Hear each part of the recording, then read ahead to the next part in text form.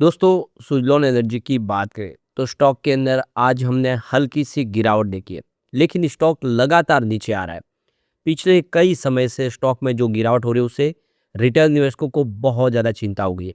लेकिन इसके बीच में बजाज ब्रोकिंग की तरफ से कुछ राहत भरी खबर निकल कर आई है। बजाज ब्रोकिंग ने अपनी नई रिपोर्ट जारी की है, जिसमें ये इशारा है कि सुज़लॉन आने वाले समय फिर बेहतर कर सकता है। और ये पहले ब्रोकरेज हाउस की रिपोर्ट नहीं, इससे पहले मोतीलाल ओसवाल ने अपनी रिपोर्ट जारी की है, जिसमें उन्होंने कहा है कि सुज़लॉन का फ्यूचर काफ़ी ब्राइट है। यहाँ तक कि जेएम फाइनेंशियल की तरफ से भी रिपोर्ट निकल के आई है। मॉर्गन स्टैनली की भी यहाँ पे रिपोर्ट है। ये सारे ब्रोकरेज हाउस सुज़लॉन को लेकर तो बहुत बुलिश है, लेकिन शेयर की प्राइस नीचे आ रही है। क्या है पीछे की वजह? अब क्वार्टर 2 भी आने वाला है। क्वार्टर 2 से क्या उम्मीद कर सकते हैं? कंपनी लगातार कर्ज को चुकाते हुए कर्ज मुक्त भी हो गई है और आने वाले समय स्थिति तो पॉजिटिव है इस सेक्टर को लेकर। लेकिन शेयर की प्राइस कब बढ़ेगी उसको समझने की कोशिश करेंगे इस वीडियो के माध्यम से। लेकिन फ्रेंड्स उससे पहले अगर आप पहली बार हमारे चैनल पे आए तो चैनल को सब्सक्राइब कर दीजिए, एक बेल आइकॉन दबा दीजिए ताकि जब भी नया वीडियो बने पहला नोटिफिकेशन आपको मिले। वीडियो पसंद आए तो लाइक से जरूर कीजिए। चलो फ्रेंड्स वीडियो स्टार्ट करते हैं। मैं हूँ आपका दोस्त एसपी दवे और हमारे अपने चैनल ऑनलाइन कमाई में आपका बहुत बहुत स्वागत है। सबसे पहले यहाँ पे अगर हम बात कर ले निफ्टी एनर्जी की तो आज 35,321 के स्तर पे क्लोजिंग थी, जहाँ पे 253 पॉइंट की शानदार तेजी देखने को मिली, यानी 0.72% की तेजी से निफ्टी एनर्जी में। तो उस हिसाब से सुइलोन में भी तेजी बनी थी, लेकिन ऐसा हुआ नहीं।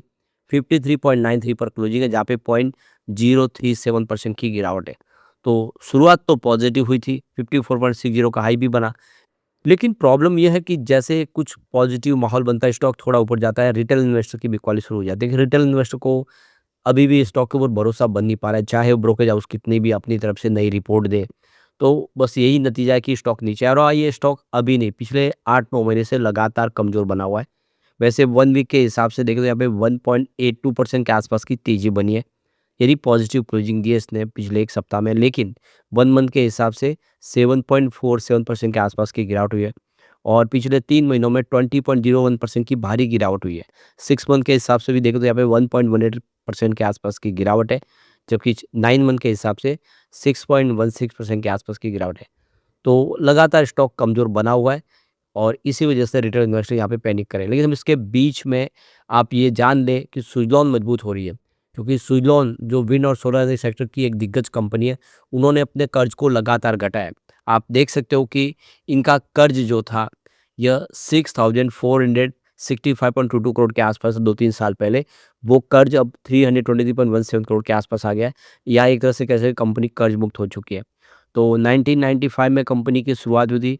यह विंड टर्बाइन जनरेटर उसके जो पार्ट्स हैं जैसे ब्लेड, टॉवर, फाउंडेशन बनाती है और इसकी जो सब्सिडीज़ कंपनी है एसी फोर्ज, वो power generation, oil and gas और एयरोस्पेस जैसे सेक्टर के लिए भी कास्टिंग और फोर्जिंग का काम करती है। यानी सुइलॉन सिर्फ यहाँ पे विंड एनर्जी सेक्टर का काम नहीं करती, बल्कि कंपनी पावर जनरेशन सेक्टर और ऑयल एंड गैस सेक्टर और एयरोस्पेस के लिए भी सर्विस प्रोवाइड करती है कास्टिंग और फोर्जिंग की। और इसका सबसे बड़ा है आफ्टर सर्विस कंपनी देती है हर प्रोडक्ट के लिए अपनी जितने भी इंस्टॉलेशन इन्होंने किए। तो सुइलॉन एनर्जी का मार्केट कैप देखें तो 73,825 करोड़ के आसपास है और आप देखो कि पिछले 1 साल में इसने 27% का नेगेटिव रिटर्न भले ही दिया हो, लेकिन पिछले 3 सालों में 681% का बम्पर रिटर्न दिया इसने, जबकि पिछले 5 सालों में 1975% का मल्टी बैग रिटर्न दिया है। तो ये देख सकते हो कि कंपनी ने जो अपने कर्ज को खत्म किया, जिसकी वजह से इसमें आकर्षण पैदा हुआ है। अब यहाँ पे देखिए बजाज ब्रोकिंग इस समय सुज़लॉन को लेकर बहुत ज़्यादा बुलिश है। कंपनी की ग्रोथ की संभावनाएँ, मजबूत ऑर्डर बुक और रणनीतिक अधिग्रहण जो उन कंपनी लगातार है, बहुत सारे एक्विजिशन किए और लगातार कंपनी के जो फाइनेंशियल सेहत है उसमें सुधार होता है देख के बजाज ब्रोकिंग ने पहली बार सुज़लॉन के लिए अपनी पॉजिटिव राय पेश की है। तो ब्रोकरेज फर्म ने कहा है कि इंडिया के अंदर रिन्यूएबल एनर्जी को बढ़ावा देने के लिए जो लोकल विंड टर्बाइन मैन्युफैक्चरिंग के लिए ग्रोथ के बड़े अवसर उपलब्ध हैं।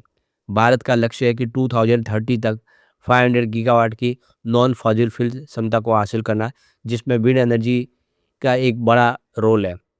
तो ब्रोकरेज फर्म ने कहा है कि टोटल देश की जो विंड एनर्जी क्षमता है वो 2024 में 49.8 गीगावाट थी, जो 2033 तक बढ़ के 127.9 गीगावाट तक होने की उम्मीद है, यानी काफ़ी बड़ी इसमें तेजी आने वाली है, जो देख लो कि 11.04% की कंपाउंडिंग एनुअल ग्रोथ यानी CAGR दर्शाती है।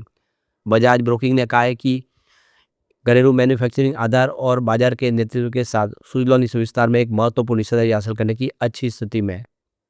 सुज़लोन एनर्जी ने फाइनेंशियल 2026 की क्वार्टर वन में अगर आप देखें तो 5.7 गीगावाट की एक रिकॉर्ड ऑर्डर बुक दर्ज की है, जो मजबूत रेवेन्यू संभावना को दर्शाता है। हाल की प्रमुख उपलब्धियों में देखें तो अप्रैल 2025 में सनश्योर एनर्जी से इनको 100.8 मेगावाट का ऑर्डर प्राप्त हुआ है। सितंबर 2025 में टाटा पावर रिन्यूएबल एनर्जी से इनको 838 मेगावाट का एक ऐतिहासिक ऑर्डर प्राप्त हुआ है। ब्रोकरेज फर्म ने कहा है कि ये मजबूत पाइपलाइन 2.5 से लेकर 3 साल की सुनिश्चित रेवेन्यू संभावना को प्रदान करती है, यानी आने वाले 2.5 से 3 साल तक कंपनी इन प्रोजेक्ट को कंप्लीट करेगी, किसी प्रकार की उनको चिंता नहीं है। बजाज ब्रोकिंग ने कहा है कि कंपनी द्वारा रिन्यूएबल एनर्जी सर्विसेज में 660 करोड़ रुपए में से 76% की हिस्सेदारी इन्होंने जो ली है, उससे इनको एक बड़ा फ़ायदा हुआ है। तो इससे आप देखें इनका बिज़नेस अब बढ़ता हुआ दिखाई देगा। ये अब सुज़लोन सोलर सेक्टर में मजबूत होगी रिन्यूएबल एनर्जी के माध्यम से। यहाँ पे वित्त वर्ष 2026 के लिए सुज़लोन ने 400 से लेकर 450 करोड़ रुपए के कैपिटल एक्सपेंडिचर की योजना बनाई हुई है, जिसमें रिसर्च एंड डेवलपमेंट के लिए 225 से 250 करोड़ रुपए शामिल है, जिसका उद्देश्य है कि एडवांस टरबाइन डिज़ाइन डेवलप करना और बैकवर्ड इंटीग्रेशन के जरिए ऑपरेशनल क्षमता में सुधार करना। बजाज ब्रोकिंग ने कहा है कि कम प्रमुख हिस्सेदारी के बावजूद सुज़लोन की नेट कैश स्थिति में बदलाव और निरंतर एग्जीक्यूशन क्षमता इसकी लॉन्ग टर्म संभावना को जो है और विश्वास प्रदान करती है। तो बिल्कुल आप देख सकते हो कि बजाज ब्रोकिंग बहुत ज़्यादा बुलिश है और दूसरे ब्रोकरेज हाउस की भी ऐसी ही लगभग राय है। तो चिंता की बात नहीं है, भले इस समय स्टॉक दबाओ, ऐसा ऐसा हमने 2-3 बार देखा है जब स्टॉक साल डेढ़ साल तक नहीं बढ़ता है, लेकिन जब बढ़ता है तो बहुत तेज़ी से बढ़ता है। एक बार इसके फंडामेंटल देख लेते हैं। तो मार्केट कैप 73,369 करोड़ का है। रिटर्न ऑन इक्विटी इसका आरओई 9.46 का है, जबकि इसका पी रेशियो 35.03 का है। रिटर्न ऑन कैपिटल एम्प्लॉय यानी आरओसी इसका 7.48 का है।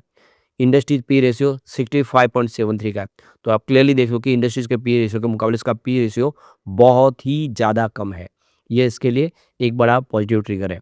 इसका बीटा अगर देखें एलटीएम 1.41 का है। इसका पीवी रेशियो 13.98 का है।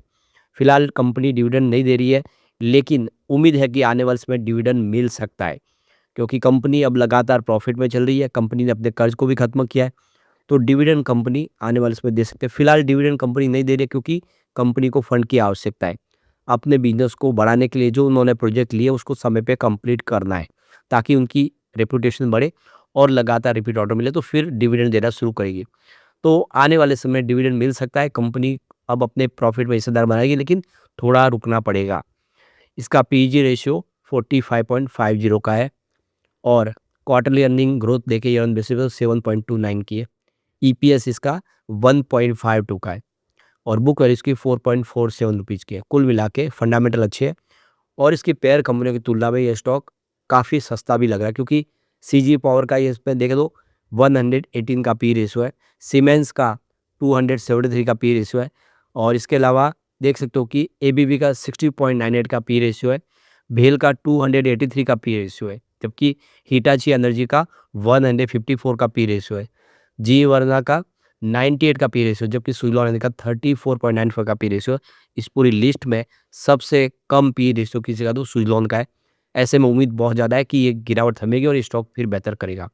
लेकिन फ्रेंड्स, कोई भी इन्वेस्टमेंट करने से पहले अपने फाइनेंशियल एडवाइजर से एडवाइस ले ले या अपना खुद का रिसर्च करें, क्योंकि मैंने वीडियो आपके एजुकेशनल पर्पज़ के लिए ही बनाया। वीडियो पसंद आए तो लाइक से जरूर कीजिए और चैनल को सब्सक्राइब कर दीजिए। Thank you friends.